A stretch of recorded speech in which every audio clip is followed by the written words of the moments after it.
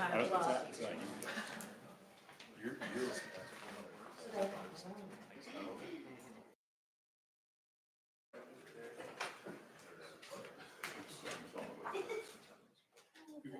No, no, no.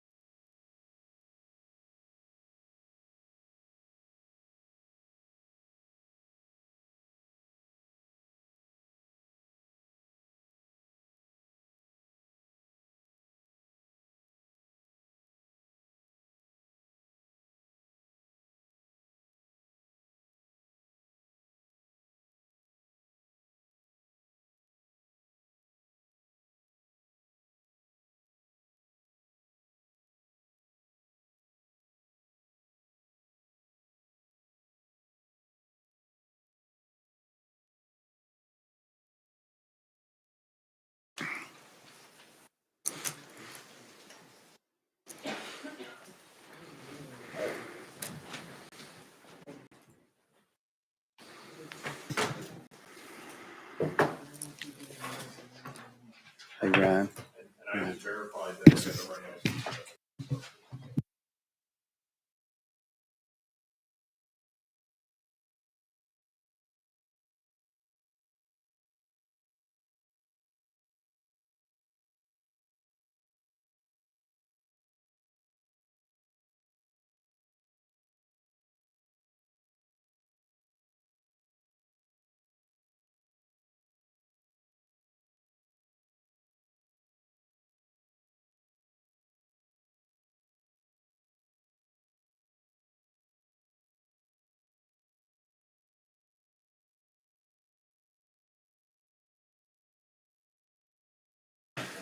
Good morning. Today is Tuesday, March the 4th, and I'm calling the TennCare Subcommittee to order.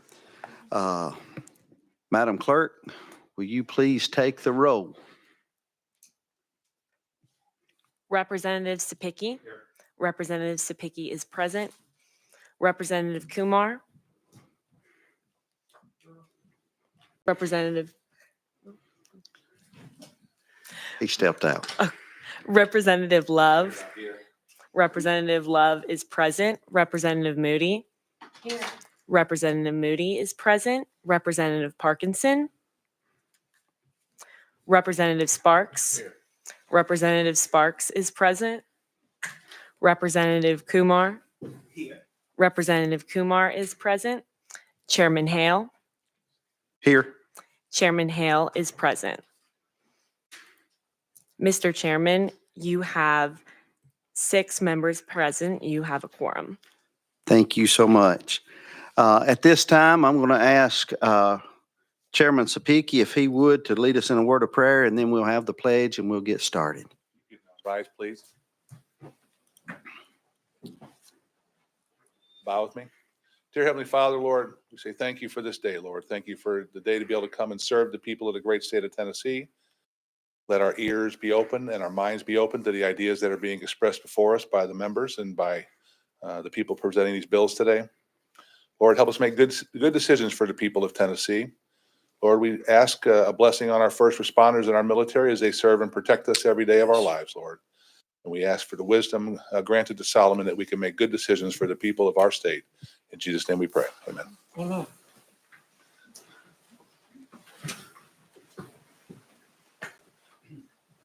I pledge allegiance to the flag of the United States of America and to the republic for which it stands, one nation, under God, indivisible, with liberty and justice for all. Thank you so much. Before we get started with our calendar today, does any of the members have any personal orders? Representative Sparks. I want to recognize my intern, Tiffany Parker. Stand up, Tiffany. Good. She's MTSU journalism major, worked at WGNS with me, helped me on my show, also was with WKRN News, and she's going to be an awesome young journalist one day. So y'all make her feel welcome.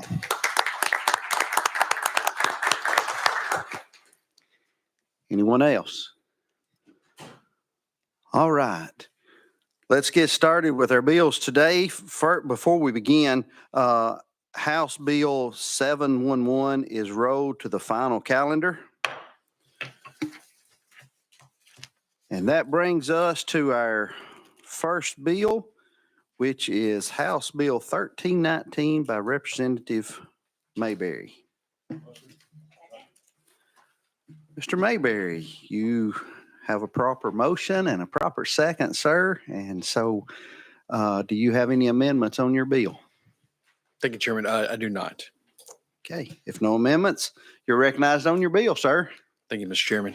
House Bill 319 extends the repeal date of Tennessee's Children's Health Insurance Program, Cover Kids, from June 30th to June 2025 to June 30th, 2030, to continue to provide coverage for uninsured Tennessee children and pregnant women who are not eligible for health care services under Tennessee's Medicaid program. Like Medicaid, CHIP is jointly financed and administered by the federal and the state governments and covers about 40,000 individuals in Tennessee. I'm here to answer any questions. All right. So, members, you've heard an explanation of the bill. So, does any member have any question? Representative Spicky, you're recognized. Thank you, Mr. Chairman. Representative, this will require federal government approval. Is that correct? Representative Mayberry. Yes. Thank you.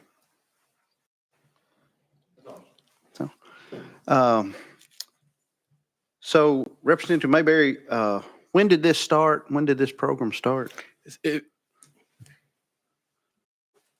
Representative Mayberry. Thank you, Mr. Chairman. 2006. So I also noticed that or see that it's covered kids. Does this cover teens also, Representative Mayberry? Representative Mayberry. Yes.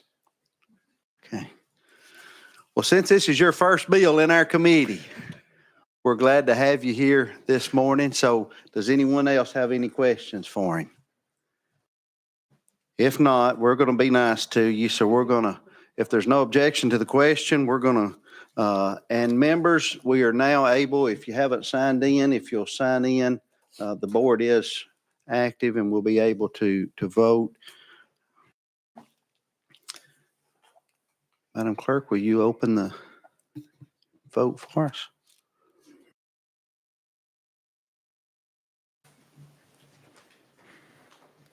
All right, all in favor, you can vote yes, or those opposed, no. Has everyone voted?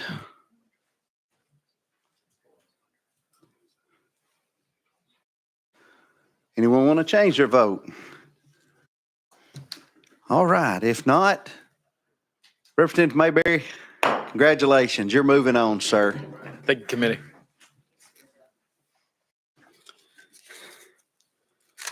Okay.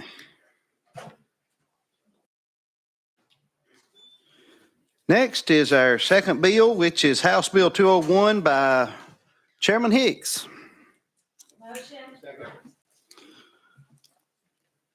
Chairman Hicks, good morning, sir. Welcome. And you've got a proper motion and second. Do you have any amendments? I do not. All right. Well, if you'd like to explain your bill to us, All please, right. sir. Thank you. Thank you, Mr. Chairman, committee. Good morning to you all.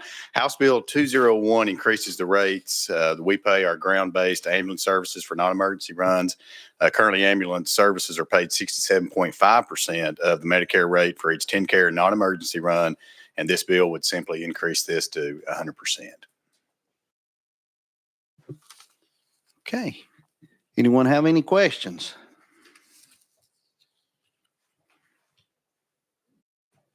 All right. Well, if there's no objection to the question, we're ready to vote on House Bill 364. No, House Bill 201. Sorry.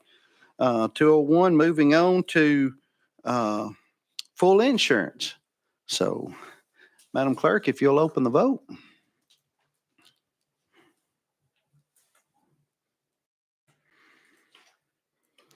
Madam Clerk, will you? Mr. Chairman, you have 6 ayes and 0 nays. All right. Chairman Hicks, you move on to full insurance. All right. Thank you, All Mr. right, Chairman and thank committee. you. Next is House Bill 1000. Chairman Hicks, is that yours also?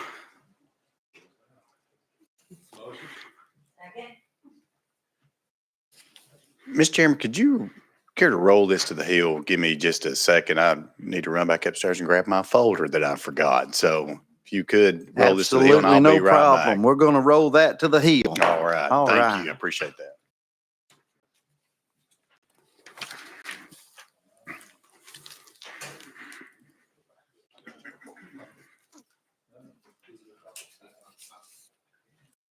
Next is House Bill 195 by Chairman Martin.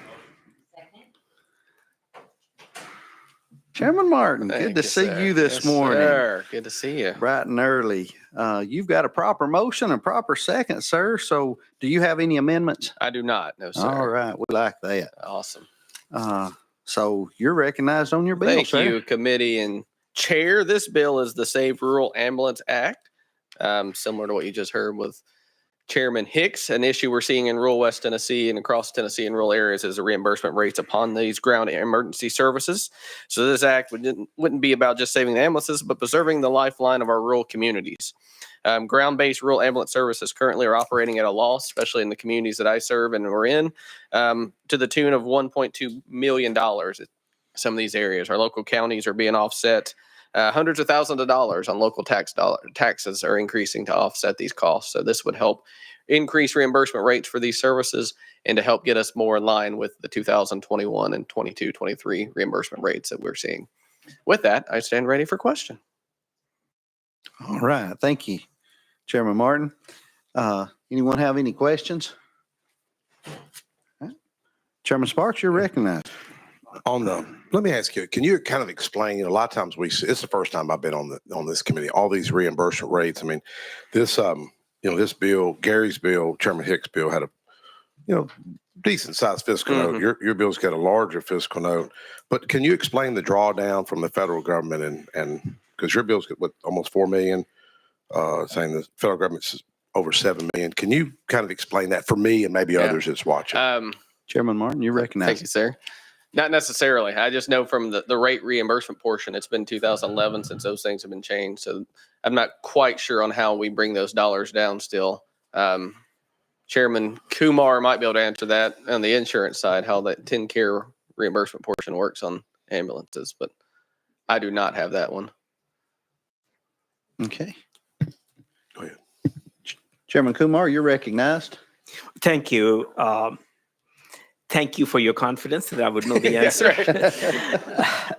Well, generally, these are rates that TennCare pays less than the going rate, less than the costs, and so on. And this is an effort to increase the reimbursement to essential services such as ambulance service for TennCare patients so that they are not losing money on these transactions. The other part of it is that for each dollar that the state pays, a certain amount is reimbursed by the federal government, and that actually becomes almost a wash so that we are able to get more federal funds, pass them on to our ambulance services, and the ambulance services will be able to operate better on a more sound financial footing.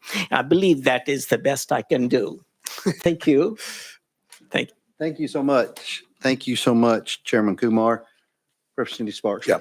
Where you're seeing, federal government cuts. I mean, I didn't know if that's a fear because this is $11 million fiscal note, and Gary's Chairman Hicks had a bill, so he's got a fiscal note. I mean, it just seems like we're continuing to grow the budget, and then we're seeing federal cuts. I didn't know if if that's a threat to this piece of legislation down the road. Is anybody Potentially, potentially based on where that match comes. But I think as Chairman mentioned, that match portion with the federal dollar for dollar portion hopefully won't be changed. That's where we have that unique situation with that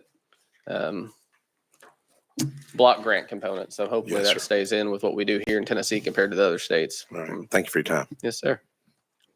Okay. Chairman Spicky, you're recognized. Thank you, Mr. Chairman, and not serving as long as Doc Kumar has on insurance, but for the last 7 years have served on insurance. I guess a partial answer to this question is all of these bills we see that are asking for these changes can be denied by the federal government.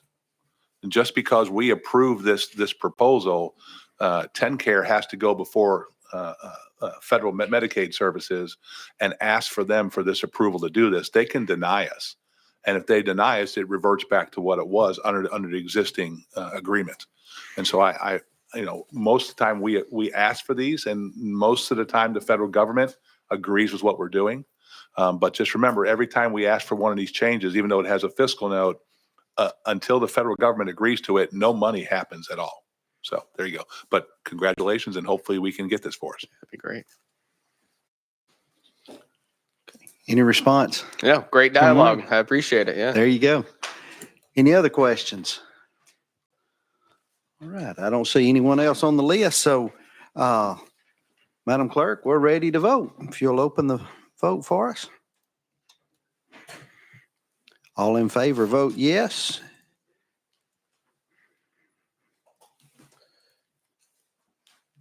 Any opposed to vote no? Everyone voted. Anyone want to change their vote?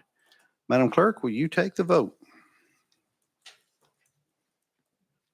Mr. Chairman, you have 6 ayes and 0 nays.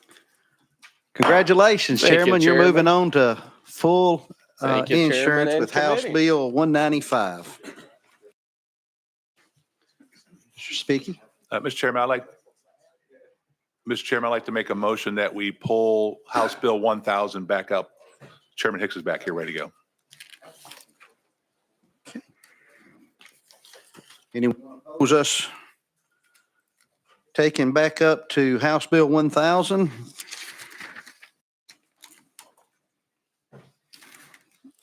Okay.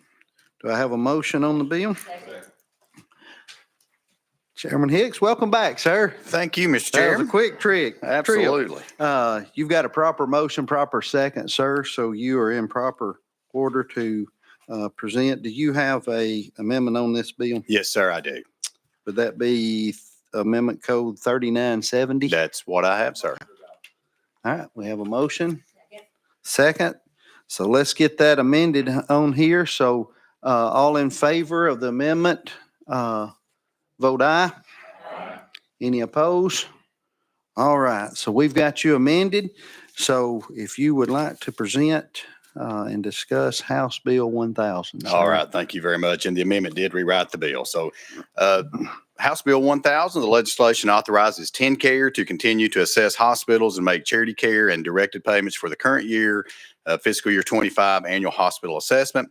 During last year's session, legislation was passed to modernize the hospital assessment to provide critical resources to begin to address the significant financial challenges faced by the hospital industry in Tennessee.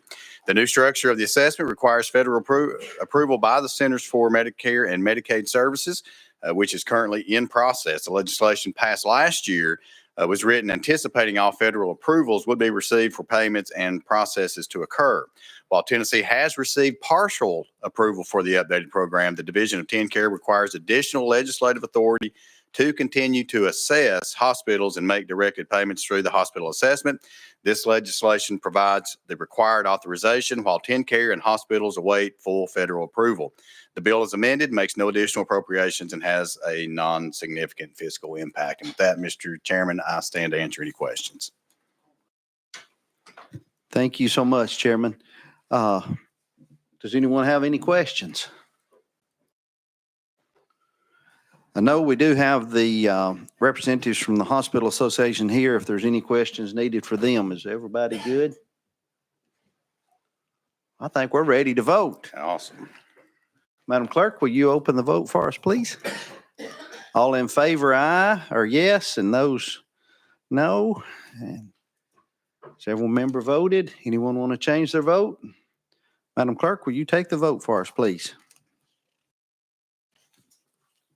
Mr. Chairman, you have 6 ayes and 0 nays. Chairman Hicks, you're moving on to full insurance with House Bill 1000. Thank you, Mr. Chairman, committee, and thank you for your patience. Thank you.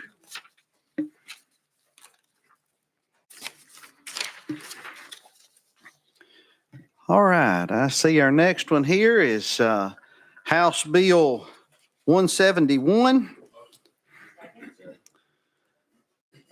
We have a proper motion and second on House Bill 171. Chairman Reedy, it is good to see you this morning, sir. Thank you, Mr. Chairman. And there is an amendment we need to put on this bill. That drafting code is 3595.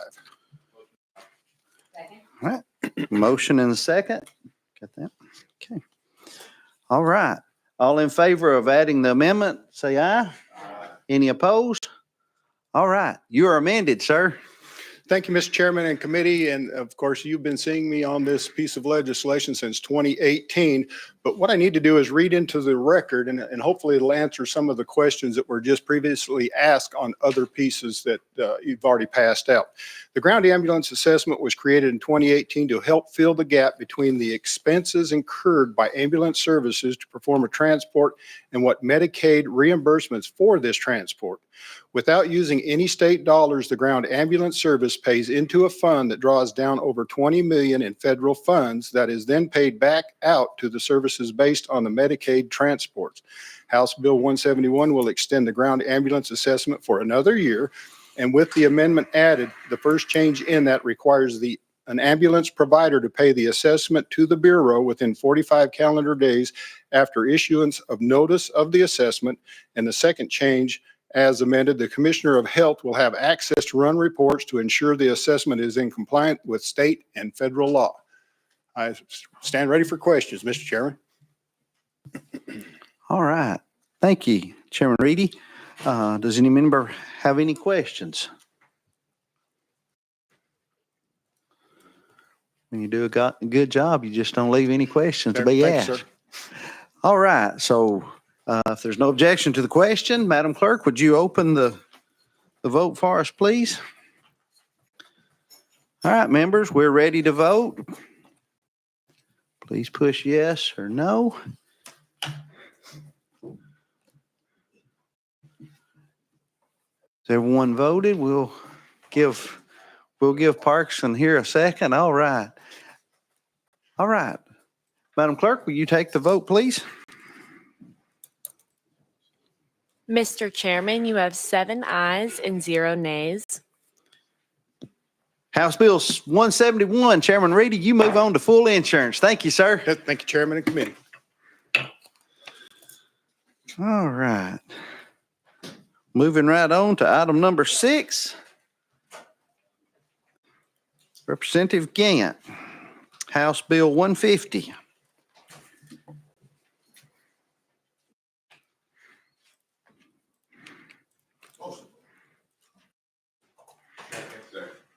All right, we have a motion and a second. Representative Gant, do you have any amendments? No, Sir? No amendments. All right. You're recognized on your bill, my friend. Thank you, Chairman and Committee.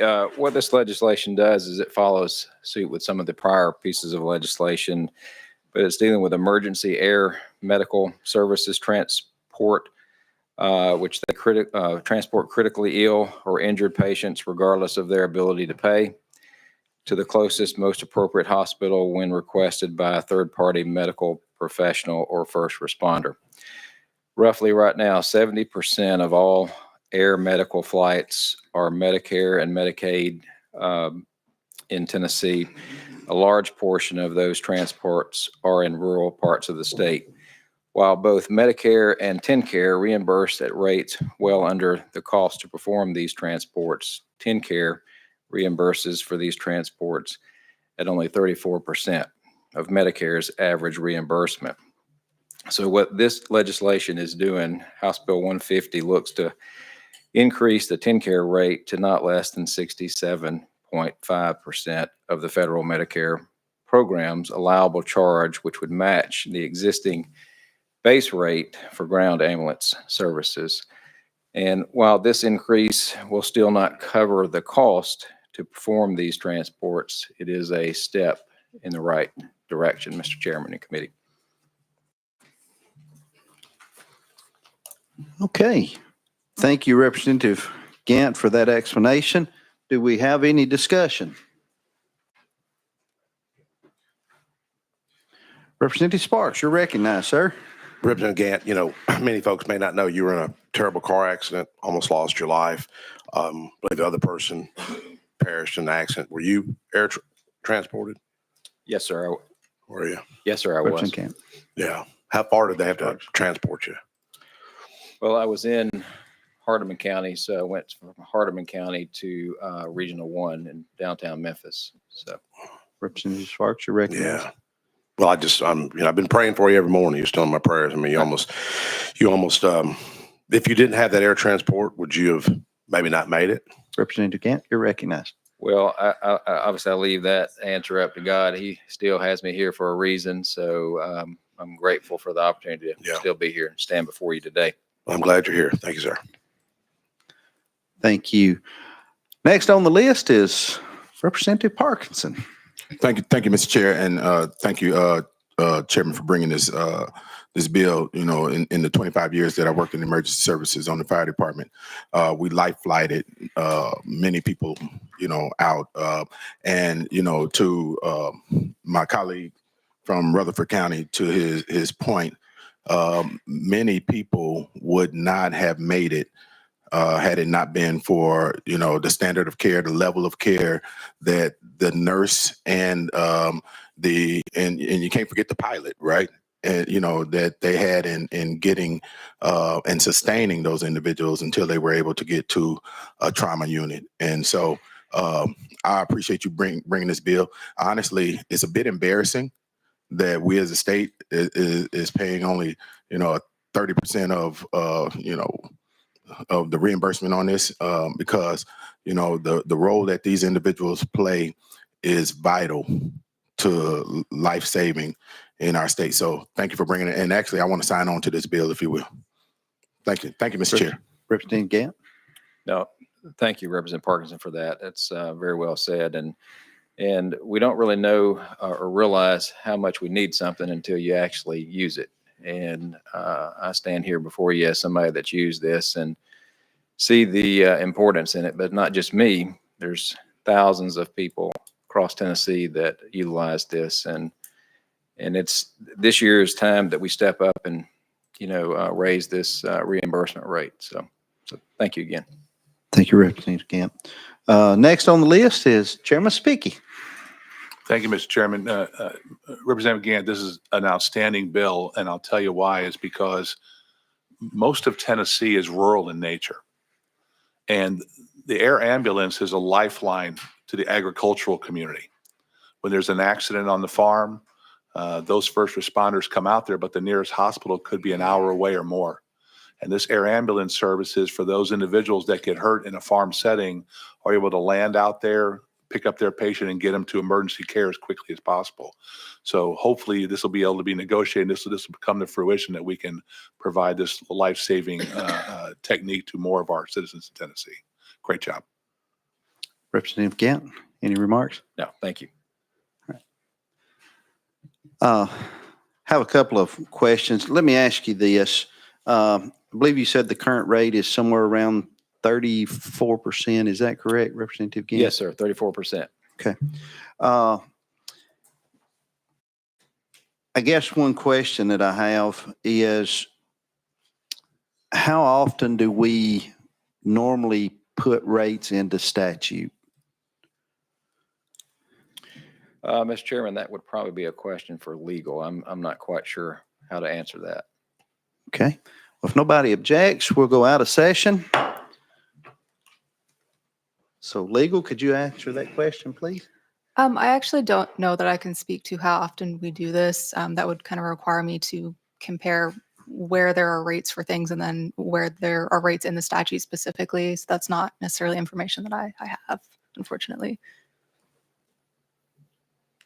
Let me ask you this way, maybe legal.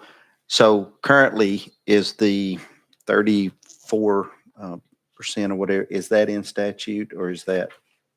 I do not believe it is. I tried to sort of search for a statute that addressed the reimbursement rate for air ambulances specifically, and I did not find one. Okay. All right. Thank you. Does anyone else have any questions for legal when we're out of session? If not, we'll go back in session. Mr. Chairman, I'll try to get that answer for you and get that back to you.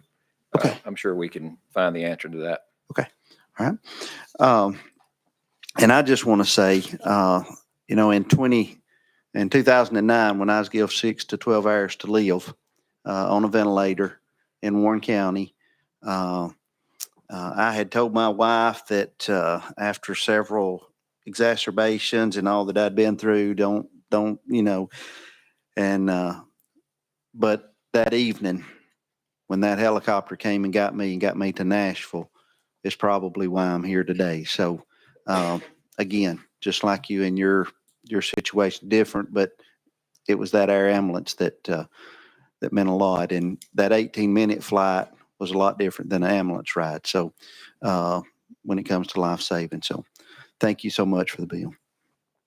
Any other questions? All right. Is there any objection to the question? If not, Madam Clerk, would you open the vote for us, please?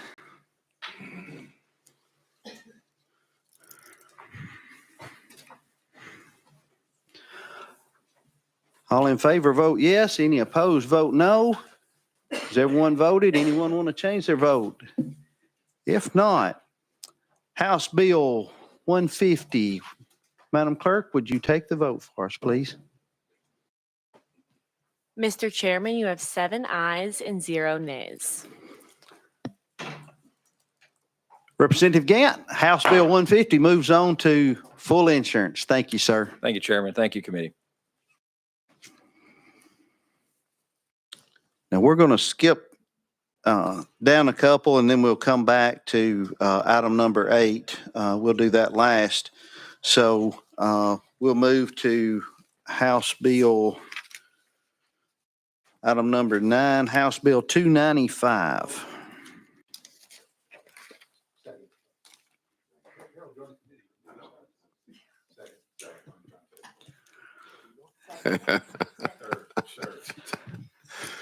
We've got seconds and thirds for you, Representative Love.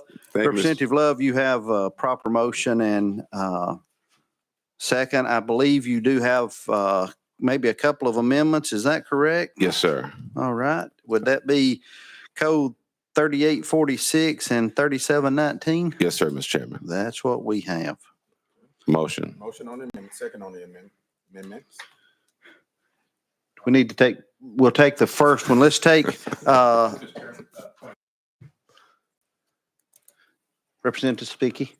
To the bill sponsor, are they both required? Yes. Okay, thank you. Take each one of them separate, right?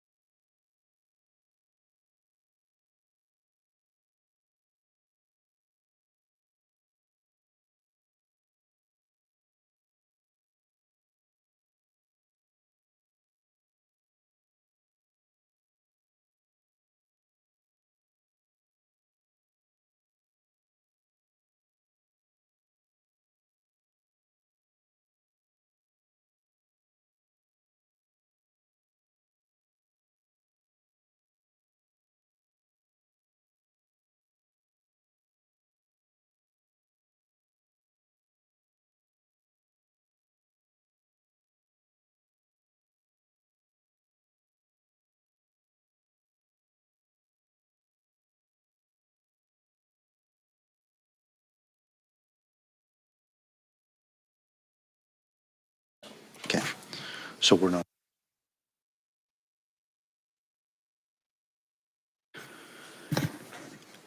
Okay, so we got something confirmed here. So we're only going to be adding one amendment, and that amendment code would be 3846, right, Representative? All right, you have a motion and a second on your amendment on amendment code 3846. All in favor, aye. Any opposed? Okay, so Representative Love, would you like to describe the bill as amended? Yes, sir. Thank you, Mr. Chairman. House Bill 0295 adds doula services performed by a person with a verification certification to a list of services that may be provided as medical assistance under the TennCare program. Directs the Department of Health to establish by rule a process for the verification of certification to a person who demonstrates that a person has completed a doula training program that meets certain requirements. In 2022, the General Assembly passed House Bill 2109, which later became Public Chapter 1108. This law required the Department of Health to collaborate with the Bureau of TennCare to study existing doula certification programs in an effort to see what the pathway to certification in Tennessee would look like. In 2023, the General Assembly passed House Bill 0738, which later became Public Chapter 424. This law created the Doula Services Advisory Committee to advise the department on establishing core competencies and standards for providing doula services. House Bill 0295 is just the next step in this journey to getting doulas certified in Tennessee. Doula services before childbirth, a doula will typically meet with you during your second or third trimester to get acquainted, teach you relaxation and breathing skills, answer questions about the birthing process. During labor, the doula may stay with you constantly to provide comfort and support, help you get into comfortable positions.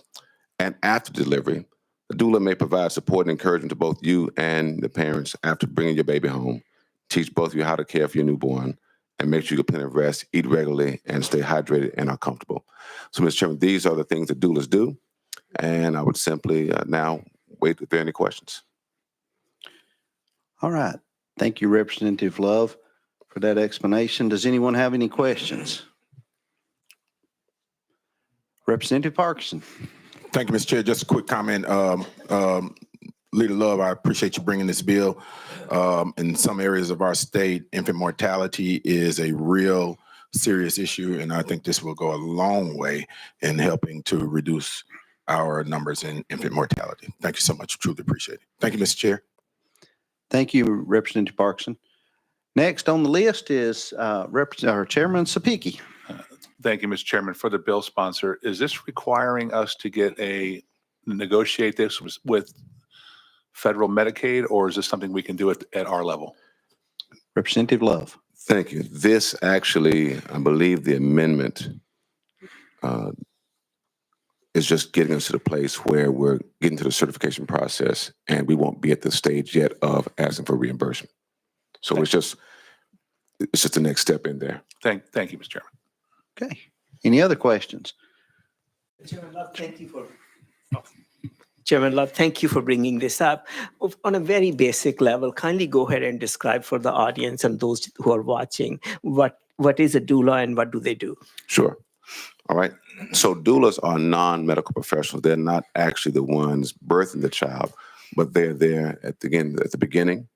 And at the beginning of childbirth, they will meet with you during your second or third trimester to help you get prepared for labor and delivery procedures and the possible complications. In the process of labor, they sometimes are in the room, sometimes they're not, but they will also help you get relaxed while you're going through the process. And to help deal with postpartum, they're there with you after childbirth to make sure that you are comfortable and to assist you in preparing to be a new parent. Thank you. Chairman Thank you Kumar. again. I think it's very vital that such support be available to new mothers, especially young new mothers. We live in a society where the old-fashioned thing that grandma came and stayed with the new mother for a few months to help her through difficult times. We don't have that available all the time. And this is a great substitute where an educated professional will help a mother through the perinatal period, that is before, during, and after the birth. We have gone through by first recognizing the need and now taking this step. And the hope is with time, this will become more available and universal and maybe reimbursed in some way. Thank you for your efforts. Thank you. Thank you, Chairman Kumar. Any response, Representative Love? No, so just thank you. I think we all agree that particularly we talk about in our areas where we might have access to these services as we have before, this would be a tremendous help. Thank you. Any other questions? Any other discussion? Any objection to the question? If not, Madam Clerk, would you open the vote for us? All in favor, please vote yes. Any opposed, no. As all members voted, anyone wish to change their vote? If not, Madam Clerk, would you take the vote for us, please? Mr. Chairman, you have 7 ayes and 0 nays. Representative Love, House Bill 295 is moving on to full insurance, sir. Thank you, Mr. Chairman and committee members.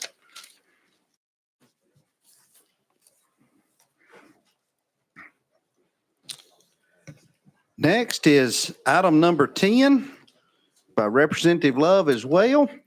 House Bill 15. Second. Have a motion and second. Sir, do you have any amendments? No, sir. All right, we like that. Yes, sir. All right. Representative Love, you're recognized on your bill. Thank you, Mr. Chairman and committee members. In 2015, the General Assembly passed House Bill 0733 that later became Public Chapter 122.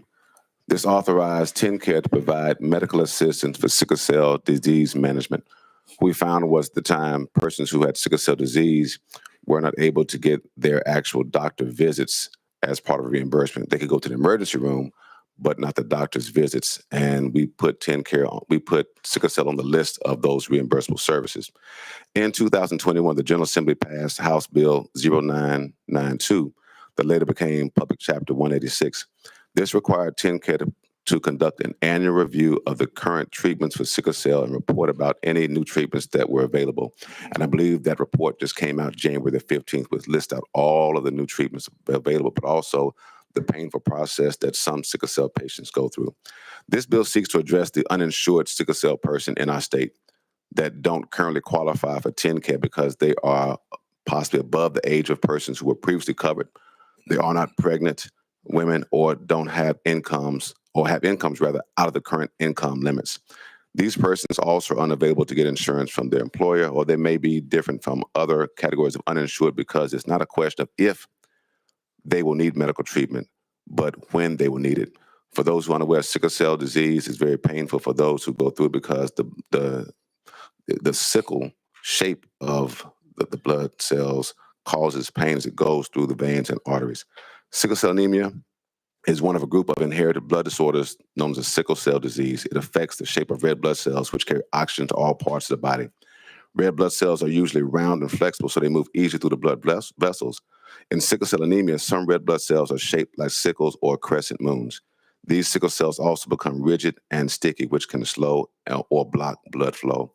And so again, we have persons who are uninsured, and by Fiscal Review's estimate, we have about 304 persons out there that may possibly be able to be insured. Currently, we're insuring 1,474 persons. And so, Mr. Chairman and members, this bill seeks simply just to expand Medicaid for sickle cell disease specifically. Now I stand ready for questions, Mr. Chairman. Okay, members, you've heard the discussion or heard the explanation of Representative Love's bill. House Bill 15. Does anyone have any questions? Chairman Speakey, you're recognized, sir. Thank you, Mr. Chairman. And for the bill sponsor, this is an expansion to Medicaid. Is that correct? Correct. Very small, very tiny, narrow. Chairman Speakey, you're recognized. So it is an expansion to Medicaid currently. Correct. Thank you. Chairman Speakey. No, that's all. Thank you. Thank you. Right. Yeah. Representative Love, do you have any other comments?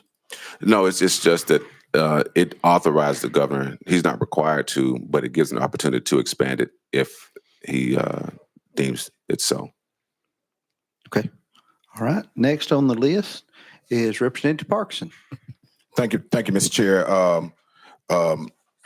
Leader Love stole my point, but it's such a narrow, incredibly narrow expansion or request rather. I don't even want to call it an expansion because in this, if the governor sees fit, because he does not have to do it, but if he does see fit to do it, it just creates an expanded sliver for those individuals to be covered that suffer from this disease called sickle cell. And if for those of you that have never seen a person in crisis with sickle cell, is something that you'll never ever forget. And and sometimes these individuals, when they're going through crisis, and it's not like they get a warning that it's coming. It just happens, and you can see the suffering, in those individuals when they're dealing with this.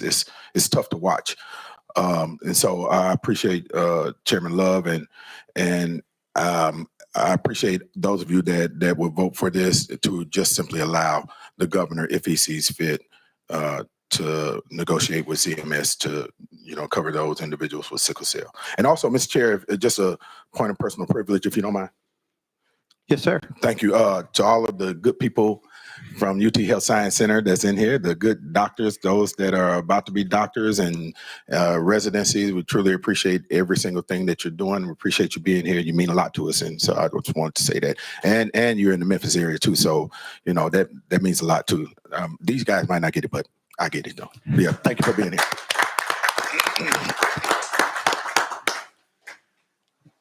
Thank you. Thank you, Representative Parkinson.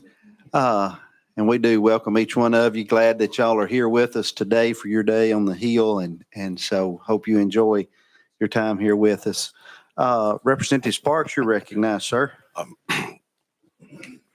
Dr. Love, if you can, Chairman Spicky brought up a good point. It's the argument can be made it's an expansion of Medicaid, but couldn't the other bills we make an argument that also had bigger fiscal notes than yours from what unless someone wants to correct me, that those bills were also an expansion of Medicaid. Am I right or am I wrong with that?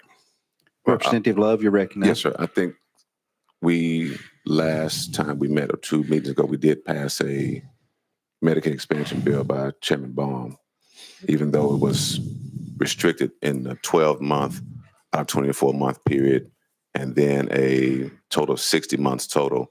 It was a temporary expansion of Medicaid. And I'll say to you that for the hospitals that get reimbursements for uninsured persons, it may not be problematic when you see a sickle cell person who doesn't have insurance. But for hospitals that do not get uncompensated care reimbursement, again, sickle cell patients will present in the emergency room only because they don't have a doctor they can go to on a regular basis to mitigate their pain. The other piece we deal with is the difficulty with older sickle cell patients. When you are young and have sickle cell, you are viewed as someone suffering from the disease and needing care and needing treatment and needing pain mitigation.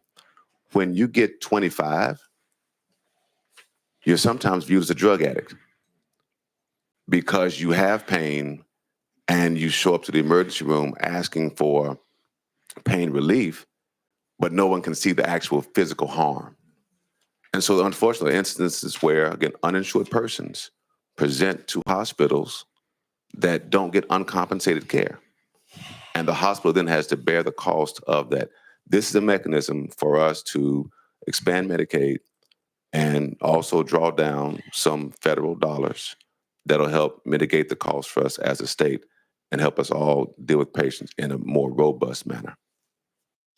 Thank you, Representative Love. Representative Sparks? Well, I think, the other bill you referenced had a huge fiscal note. I mean, it was what, $200 and something million?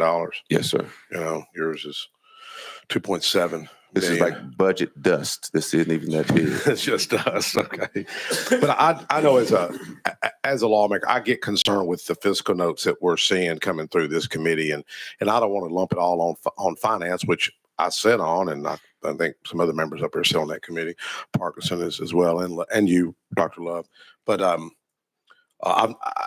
no one's reached out to me that's battling this disease. I wish they would. I'm on sports legislation. If they're watching, 741-6829 is my office number. But I'm gonna support your bill. Anyways, I get concerned some of the fiscal notes that we're seeing. But I'm gonna support it like I supported the previous bills. Thanks, sir. Representative Love, any remarks? No, sir. Thank you. All right. Next on the list is Dr. Kumar. Chairman Kumar. Thank you, Thank you, gentlemen.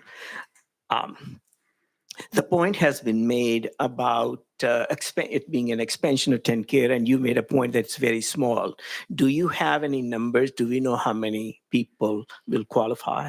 Yes, sir. Chairman Love, or Representative Love, I'm sorry. So according to the fiscal note, we currently insure 1,474 people, and the expanded population would be an additional 304.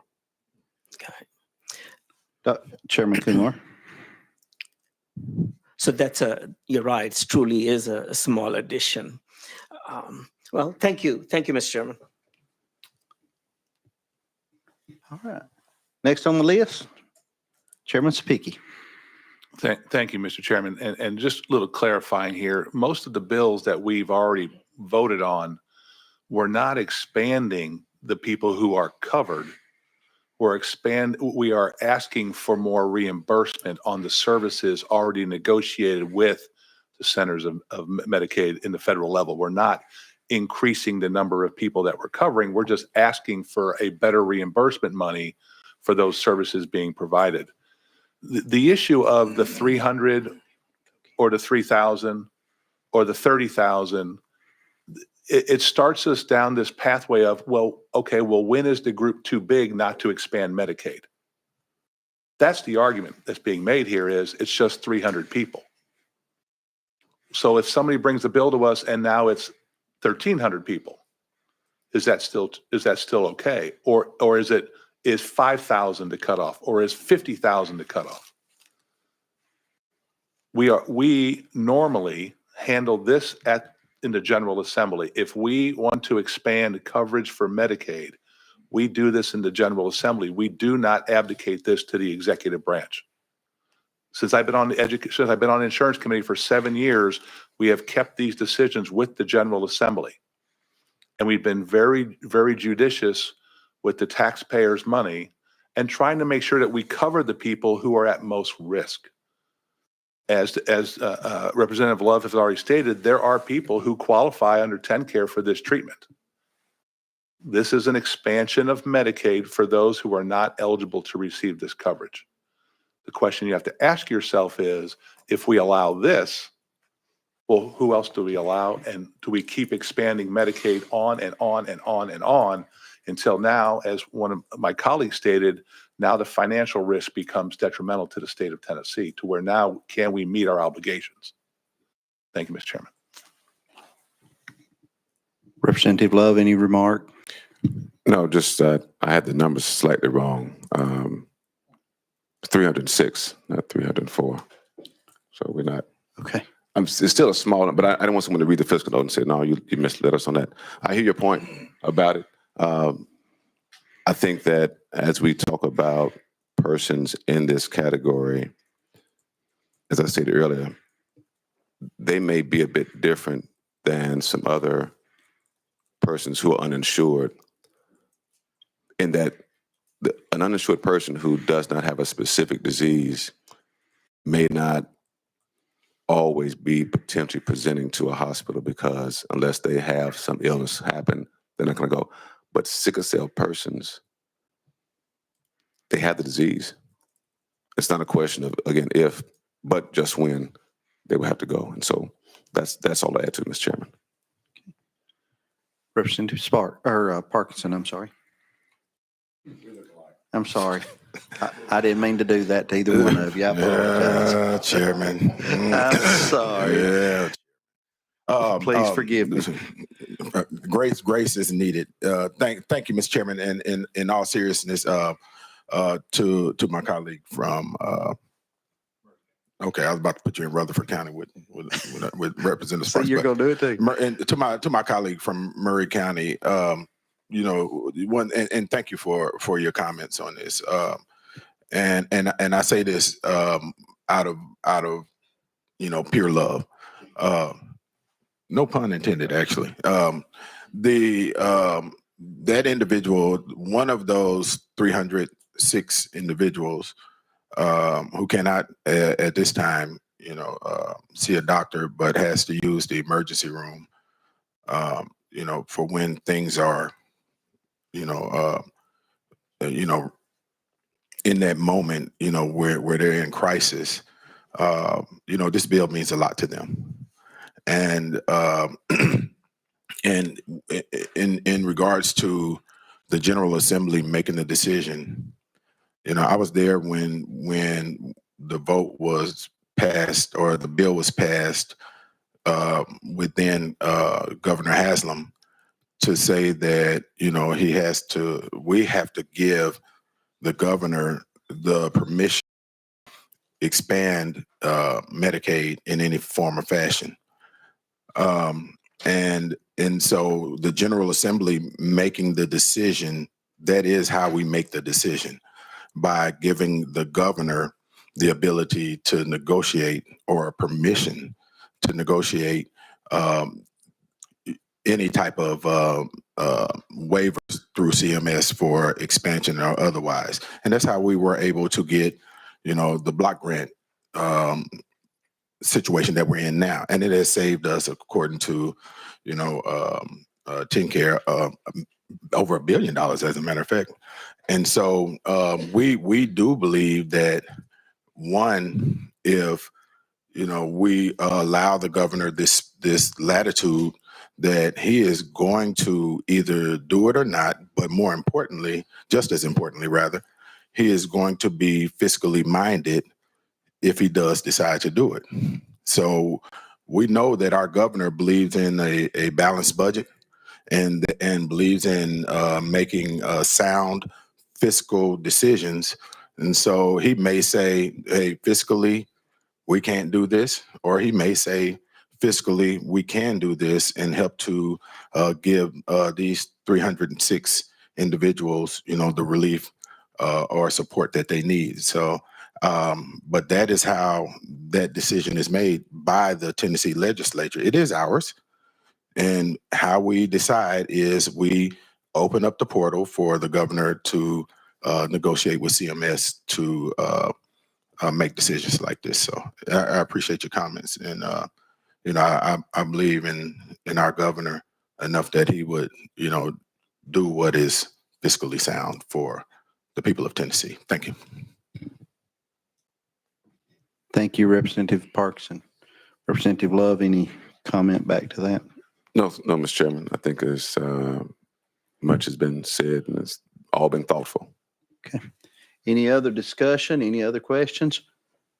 Representative Sparks, you're recognized. I don't know if Dr. Love can answer this, or maybe you, Chairman, or maybe Chairman Spicki, but the federal fiscal note is 12 million, but subsequent years after FY26 is 3 million. How come it drops off so much? I was just curious.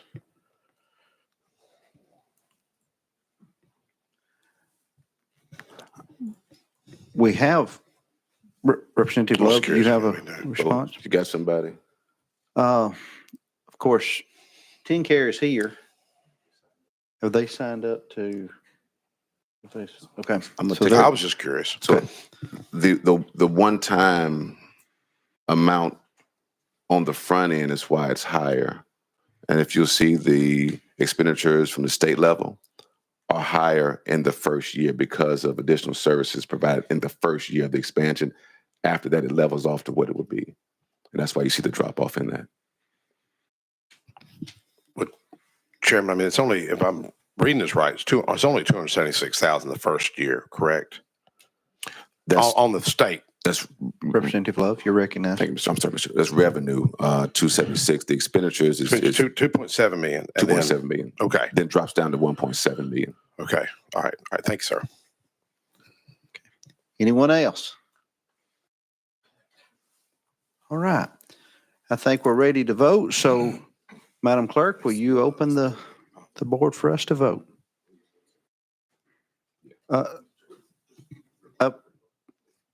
Okay, we've got a question here. Representative Sparks? Or Parkinson, I'm sorry. Goodness gracious. He's talked so much, so I've just got him on. I'm just kidding. Who's talked so much? No, so, but Mr. Chair, I just want to point out that it's still a positive outcome at the end of the day. It's still the federal government still going to be putting more into it than what we are. So that's all I want, Mr. Chair. Okay. All right. We're ready to vote. So all in favor vote yes. Those vote no. Has everyone voted? Anyone wish to change their vote? If not, Madam Clerk, will you take the vote? Mr. Chairman, you have 5 ayes and 2 nays.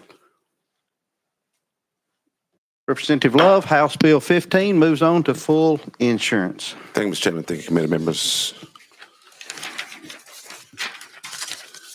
We've got to do a little shuffling here. Give us just 1 second.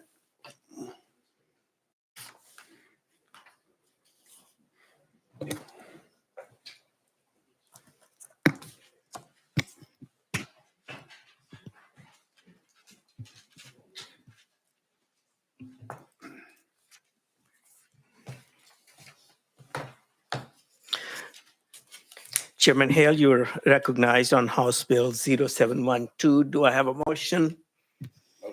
We have a motion. Do we have a second? We have a second. Do we have an amendment on this bill? We don't. No amendment, sir. All right. Kindly tell us about House Bill 0712.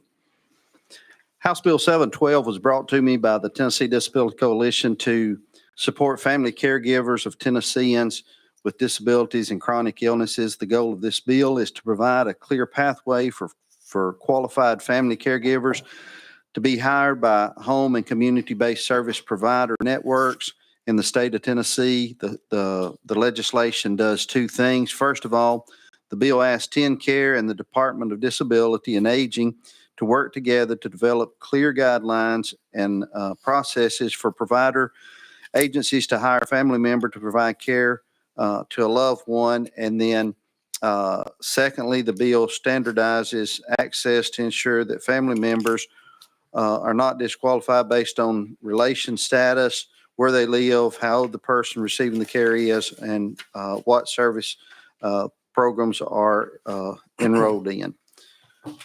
So with that, we stand for question, and we do have, if needed, we do have the Disability Coalition that is signed up to testify if needed. Well, thank you for your explanation. Members, do we have questions? Representative Parkinson, you're recognized. Thank you, Mr. Chair. You're chairing very well. Can we go out of session here from Disability? The Disability Coalition? Go out of session? So, yes, they do plan to Okay. stay. Members, without objection, we'll go out of session and hear from the Disability Coalition. Okay.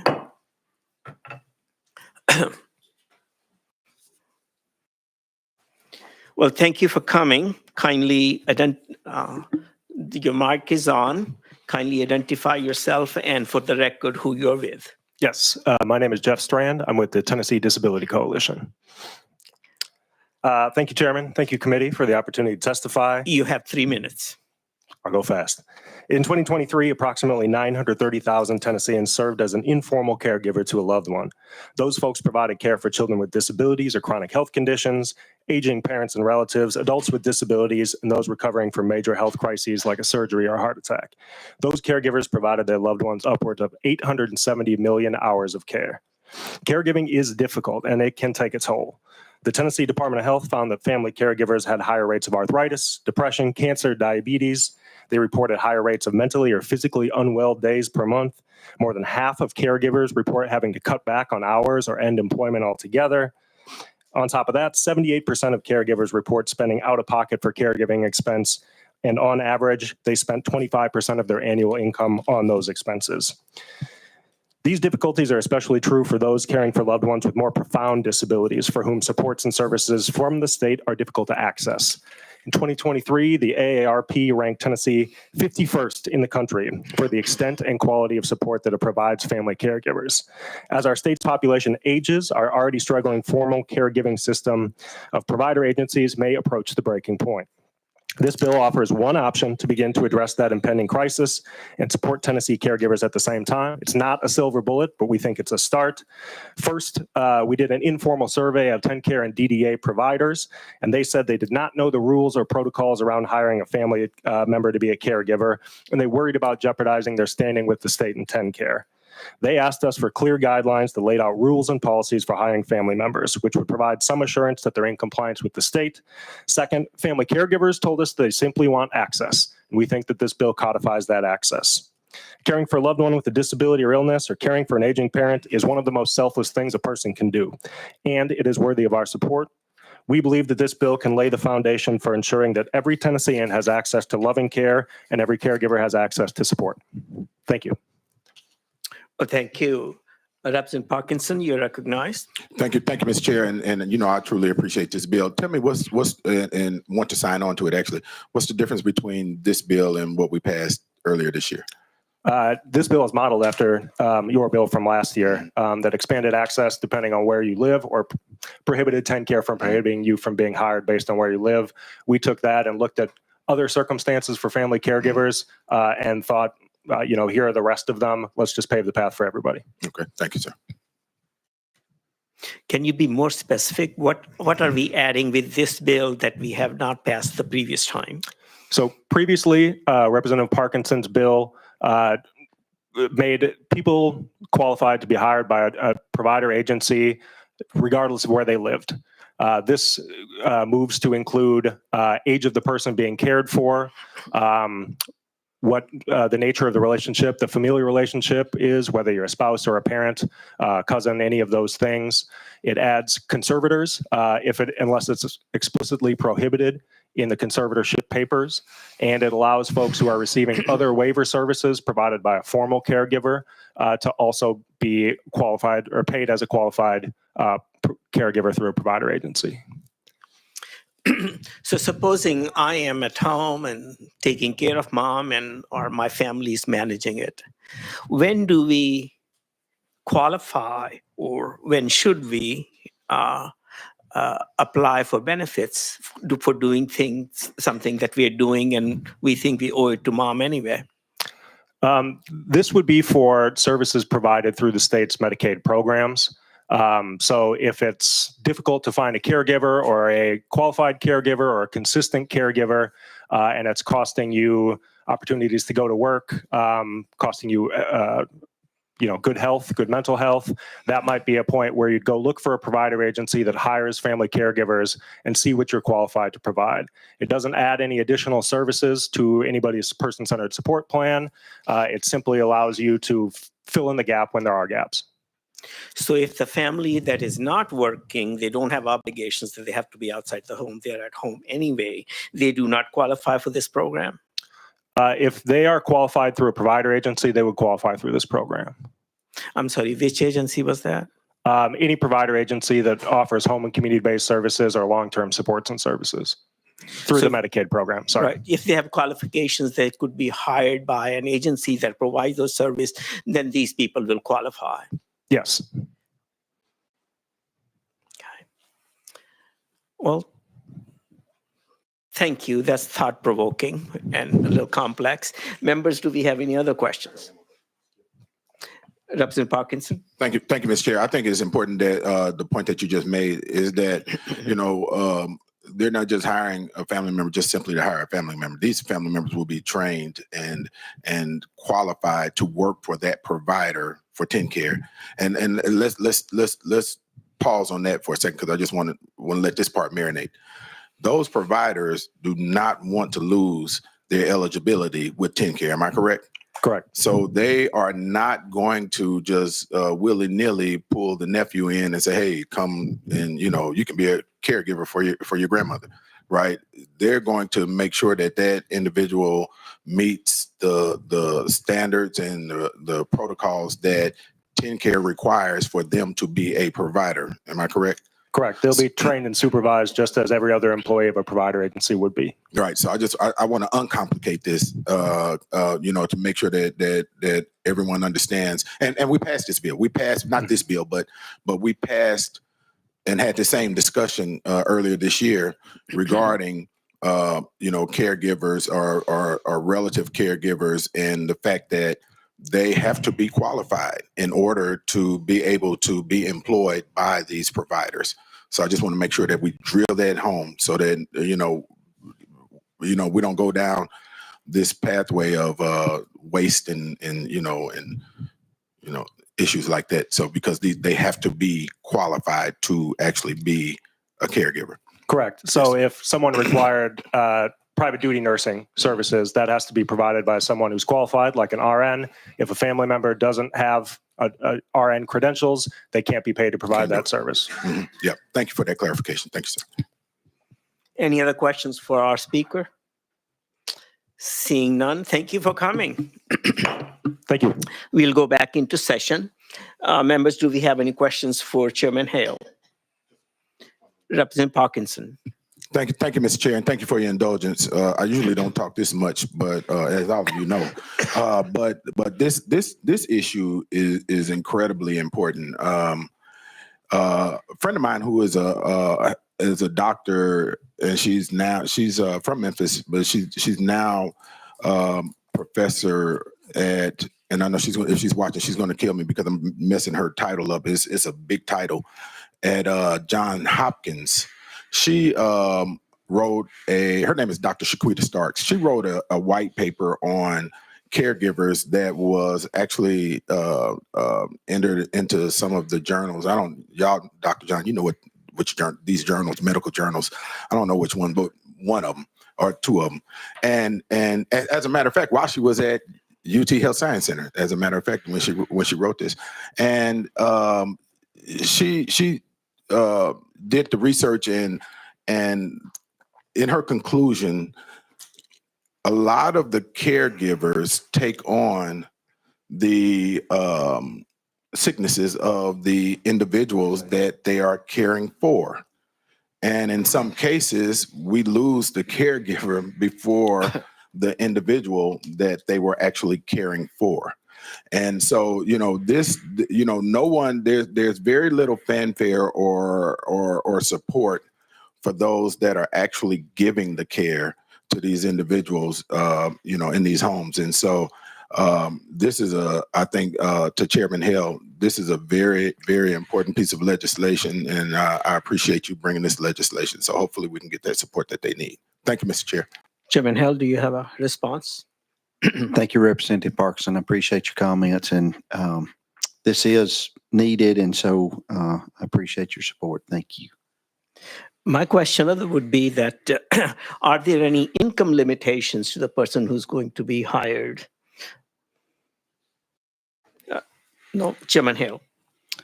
Not that I know of. That hasn't been discussed. The bill doesn't speak to that at all. Okay. Chairman Kumar. So there aren't any. Yes, Representative Parkinson. Thank you, Mr. Chair. Having passed a version of this bill, the income limitations are based on what the provider pay is, and we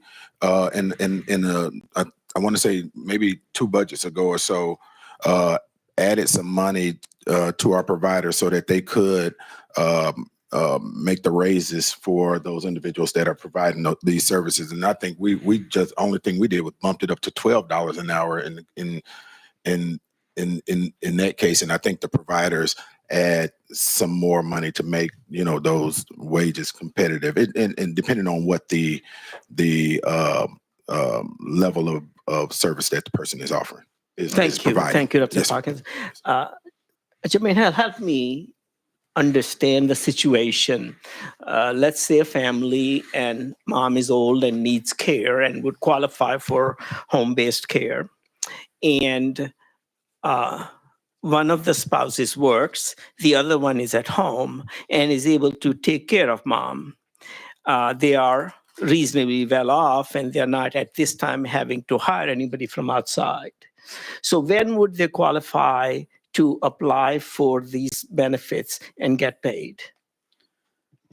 My understanding would be whenever they got to the point, like if the person they're caring for needed more care, if you're the primary caregiver, there's times where you need to be away from the home. And so the person would qualify for the benefits under TennCare, Medicaid. They would qualify for those benefits, and as a part of those benefits, then there are provider services that contract with TennCare and so they would, whenever that person qualified for that. Now, some may say, look, we're going to do it ourselves. We don't need any outside help. But for those that do need that help, then whenever they felt like they were at that point, then they would be able to qualify for those services. Thank you for clarifying that. I just needed to think it out in the sense that the patient or the person who needs the care has to qualify under TennCare. Correct. Okay, that's better. Members, any other questions? Seeing none, are we ready to vote? Madam Clerk, please open the vote. All those in favor, please press the yes button, and those against, the no button.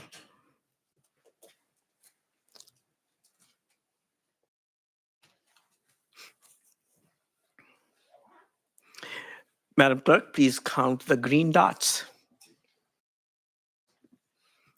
Mr. Chairman, you have 7 ayes and 0 nays. Thank you. The bill passes and moves on to full insurance committee.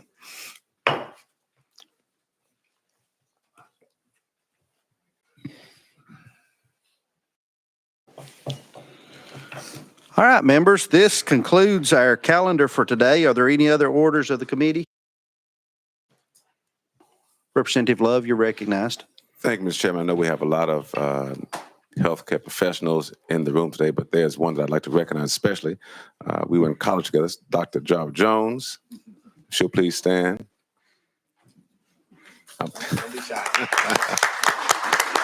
Glad to have you here. I'm sorry I recognized him to embarrass you like that. I apologize. No, we're grateful to have each one of you here today. Thank you so much. So if there's nothing else, meeting stands adjourned.